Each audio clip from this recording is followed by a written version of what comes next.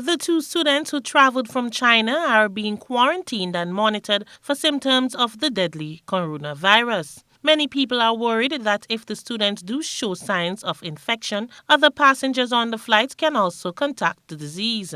However, Acting Chief Medical Officer Dr. Francis Martin explained the students were only isolated due to their travel history and not because they were showing any signs of sickness. If that patient has been having or had symptoms on the plane, the recommendation is that anyone within 6 feet of that person will also be quarantined. Fortunately for us, we may have an idea of that because we now get an advanced passenger listing with the seat number. So we know where everybody is sitting on the plane. If that patient on the plane has had no symptoms at all, that means they are actually not spreading the virus because they have no symptoms.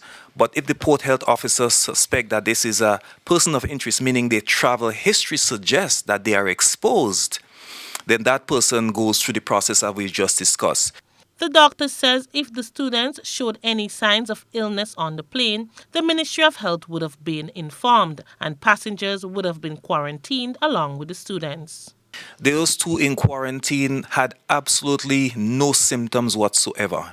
They were quarantined solely on their travel history, and so they posed no risk to anyone within 6 feet of where they were sitting. And since then, those persons have been checked every single day. In fact, I have one of them on my WhatsApp, and the temperatures are reported to me on a daily basis. Epidemiologist within the Ministry of Health, Sean Charles, also stated that when an individual is identified for quarantine, measures are put in place so they will not interact with individuals after coming off the plane.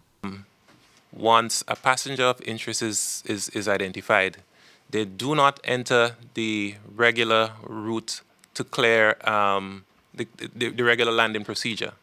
All right, they are routed to that alternative route where they are screened by the medical personnel. They clear their immigration procedures there, and if they need to be quarantined or isolated, they do not re-enter the general population. They are moved directly from there onto their final destination.